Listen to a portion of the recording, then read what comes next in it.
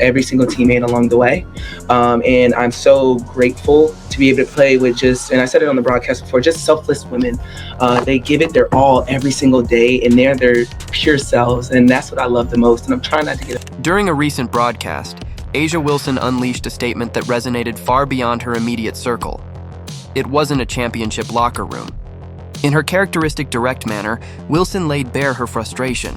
Her words weren't just a passing remark, they were an indictment of what she perceives as a fundamental flaw in the team culture that once propelled her squad to glory.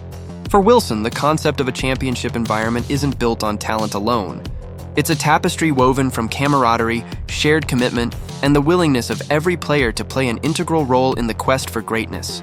Wilson's tirade came on the heels of a dramatic free agency period, during which a number of key players opted to leave her team.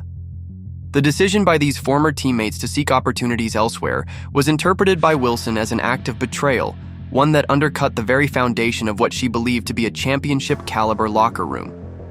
In her eyes, if the chemistry, unity, and mutual support that once defined the group could be so easily dismantled, then perhaps their previous success was less a product of collective resilience and more a mirage built on a shaky foundation. The disintegration of what was once heralded as one of the league's most dominant teams has left many fans and analysts questioning the legacy of that super team era. Come on, Andy, you know the question for that. You know the answer for that. What do you mean how important? She's our point guard. She's our leader. So come on now, Andy, you know the answer to that. Chelsea's very important to us. The narrative was as dramatic as it was unexpected. Key figures, including Kelsey Plum and Sydney Colson, found new pastures calling their names during the free agency frenzy. In what could only be described as a modern-day sports exodus, players who had been integral to the team's championship runs suddenly found themselves at crossroads, deciding whether to remain in a system that they felt no longer nurtured their potential, or to explore new opportunities where they might flourish without the constraints of an overbearing leader. In the midst of this upheaval, A'ja Wilson's commentary quickly became the subject of heated debate. Critics argue that her harsh words intended to expose what she sees as a culture of complacency and disloyalty only further alienated her from the very players who once celebrated her leadership. Supporters, on the other hand, feel that Wilson's candor is a necessary corrective, a wake-up call that should remind every athlete that championship success is earned collectively, not by the insistence of one player's dominance. At its core, Wilson's commentary raises a provocative question. What does it truly take for a locker room to be deemed championship caliber? A fever. I am so curious about what Angel Wilson has to say. I can only imagine that it is, very professional. That was not on my bingo card.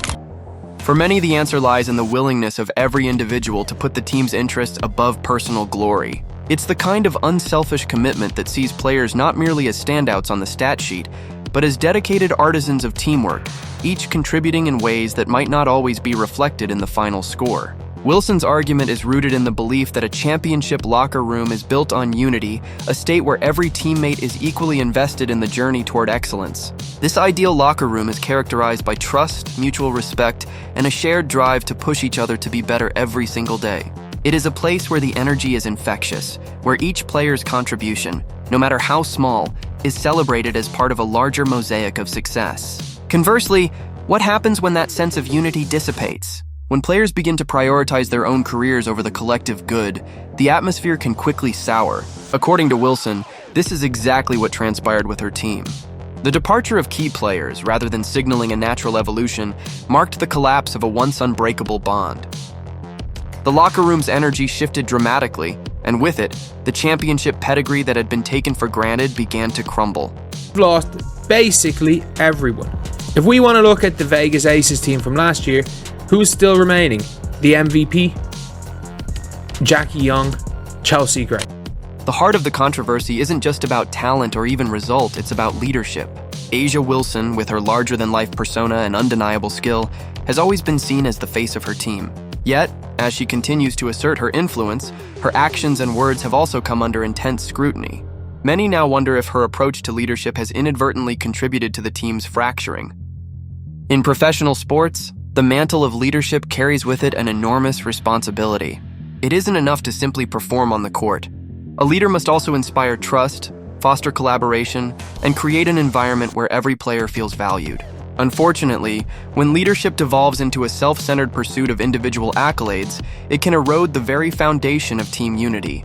Critics of Wilson's approach argue that by repeatedly casting blame on her departing teammates, the stark differences between the Las Vegas Aces and the Indiana Fever could not be more pronounced. On one side, we have a team that was once the epitome of excellence, now grappling with the fallout of internal discord and leadership challenges. On the other, the Fever are emerging as a model for how a team can evolve by prioritizing collaboration over individual stardom. For the Aces, the narrative has taken a dramatic turn. Once celebrated for their cohesive chemistry and championship pedigree, they now face an uncertain future. The void left by departing players has not only impacted their on-court performance, but has also disrupted the intangible elements that define a winning locker room. The energy, the unspoken bond among teammates, and the collective will to overcome adversity have all suffered in the wake of these departures. A'ja Wilson's lament that her locker room was never truly built for championship success now resonates as a cautionary tale for teams across the league. In contrast, the Fever's recent roster moves reflect a calculated effort to avoid the pitfalls that have plagued their counterparts in Las Vegas.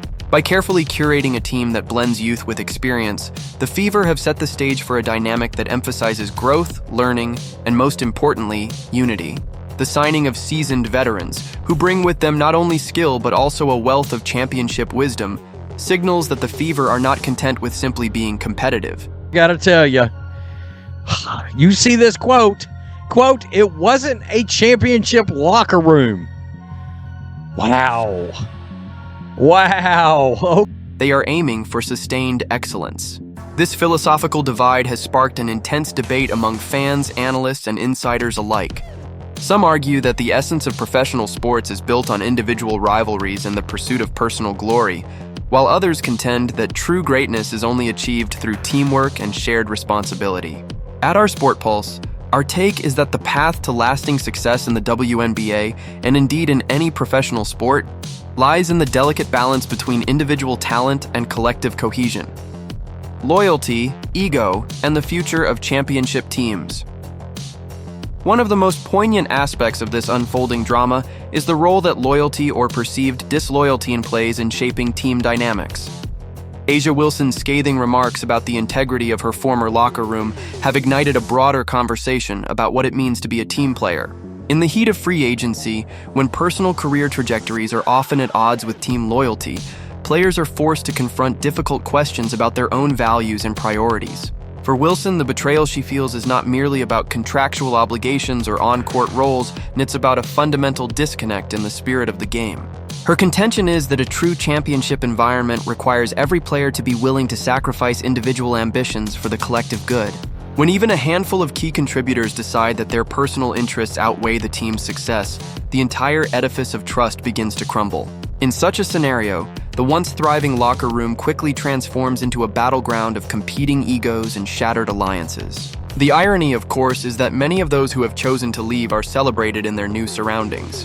For instance, Sydney Coulson, a player with an impressive championship resume, is now being hailed as a transformative addition to the Indiana Fever.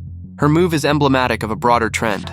Teams that prioritize a balanced, team-first culture are reaping the rewards of attracting seasoned professionals who value collaboration over isolation. Quote, it wasn't a championship locker room, Wilson said. I mean, out of the gate, going into training camp, Meanwhile, the Aces are left to grapple with the fallout of their internal discord, a discord that now serves as a stark reminder of the costs of unchecked ego and misplaced loyalty. It's worth noting that the dynamics at play in these locker rooms extend far beyond the immediate concerns of winning or losing. They touch on deeper themes of respect, accountability, and the very nature of leadership. When a leader, such as A'ja Wilson, wields influence by dismissing the contributions of others, it can create a culture of resentment and division. In contrast, leaders who foster an environment of mutual respect and inclusiveness are more likely to build teams that are resilient in the face of adversity. As the season progresses, the contrast between these two approaches will become ever more evident, with implications not just for individual teams, but for the league as a whole. I always told myself, we're gonna get it, we're gonna check each box, but we didn't.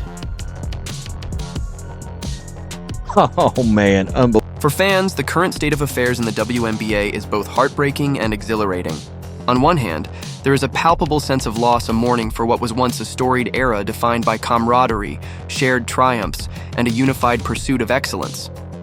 On the other hand, there is a newfound excitement about the possibilities that lie ahead.